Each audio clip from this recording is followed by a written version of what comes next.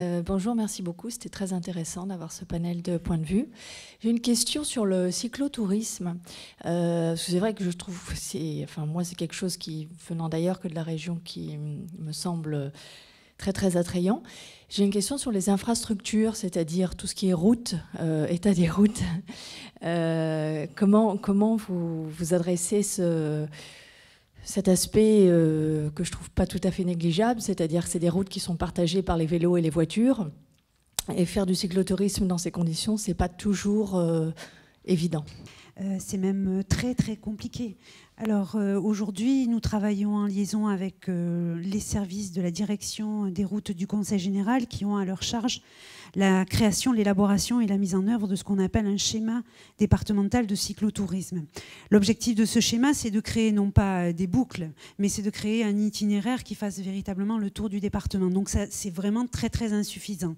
Jadis, quand je dis jadis, c'est il y a encore une quinzaine d'années, douzaine d'années, il était privilégié dans le département la création de circuits de cyclotourisme en site propre. C'est-à-dire qu'on n'était pas sur les routes, mais à côté des routes, sur les bords, sur les bordures, on créait des pistes en site propre. Et on s'est aperçu que c'était là non plus pas véritablement très efficace parce que l'entretien de ces sites propres posait aussi des soucis qui ne permettaient pas de rassurer ou de sécuriser davantage ces circuits. Donc on travaille en fait sur deux axes. La première, c'est faire en sorte que dans ce schéma départemental de randonnée de cyclotourisme, on puisse passer sur des routes les moins fréquentées, c'est-à-dire un peu les routes buissonnières du département et qui sont véritablement très bien entretenues. C'est le premier point.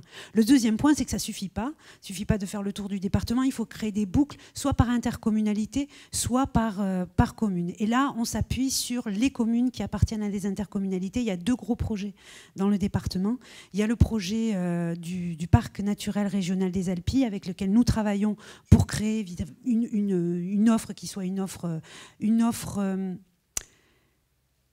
pertinente, mais aussi travaillées, sur lesquelles les communes s'engagent. Parce qu'effectivement, un certain nombre de ces itinéraires, de ces routes sont gérés par le Conseil général, et puis un grand nombre restent à la gestion des communes. Donc on essaie de travailler sur des territoires pour lesquels les communes s'engagent. Alors aujourd'hui, dans le département, les intercommunalités avec lesquelles nous travaillons le plus, le parc naturel régional des Alpilles et la CPA, sur lequel autour des communes, notamment de Lambesc, on a pas mal de circuits en création.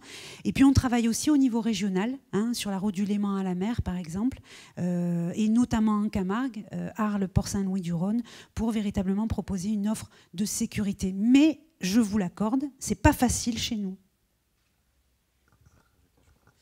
Et de notre côté, en qualité d'opérateur privé, nous informons et nous remettons un kit de sécurité aux utilisateurs en leur expliquant les dangers de la route. Donc un casque, une chasuble fluo.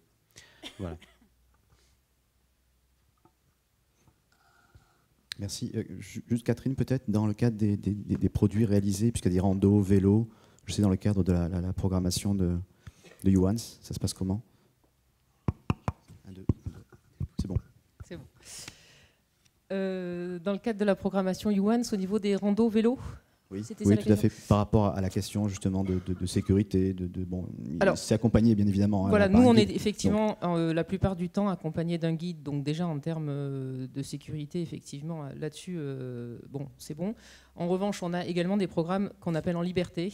Donc à ce moment-là, ce sont des clients qui partent avec un roadbook en main, sur lequel donc figurent évidemment toutes les instructions, on va dire les garde-fous justement à respecter. Donc là, il y a un petit peu plus de liberté, comme son nom l'indique, mais néanmoins, ces roadbooks sont quand même travaillés de telle sorte qu'ils soient le plus sécurisants possible en fait pour les clients. Mais c'est vrai que le gros de nos séjours et sorties se fait quand même encadrer. Donc on est quand même pas mal à l'abri. Et avec forcément des guides diplômés en général qui sont donc détenteurs en fait d'un diplôme d'accompagnateur montagne, donc de l'AMM.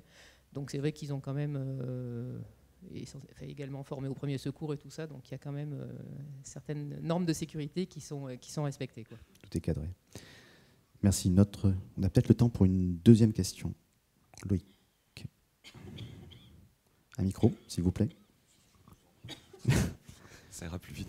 Merci. Bonjour, Loïc Chauvelon de l'aéroport Marseille-Provence. Juste une question au niveau de la distribution de vos produits. C'est vrai que c'est des produits qui sont relativement intéressants, dans tous les cas qui peuvent intéresser pas mal de clientèle étrangère. Certains parlaient notamment de clientèle espagnole, clientèle chinoise.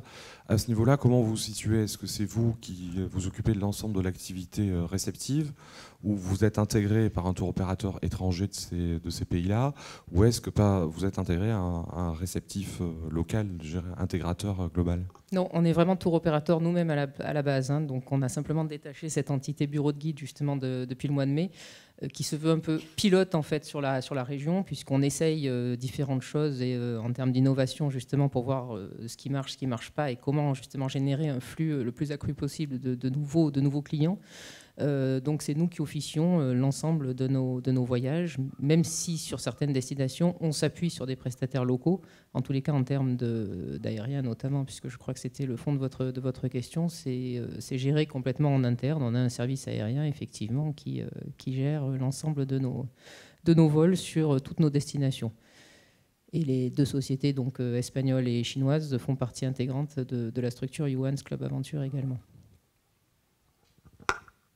Ce que je voudrais rajouter, c'est que je trouve particulièrement intéressant que nos deux intervenants d'aujourd'hui, privés, soient justement sur cet axe du développement durable.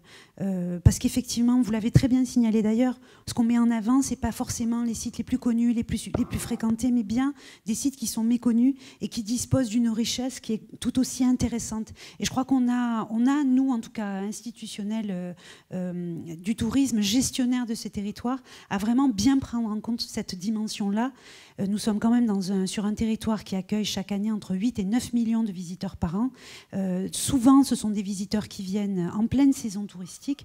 Et donc, on a la charge aussi et la mission de préserver nos sites, de préserver nos territoires. Quand on a la chance d'avoir sur son territoire les Alpilles, la Sainte-Baume, le Gare-Laban, la Sainte-Victoire, les Calanques, on a aussi à prendre en charge cet élément-là. Et donc, je suis contente que ces deux intervenants privés qui sont là aujourd'hui vraiment aient mis l'accent sur cet argument-là, cet élément-là.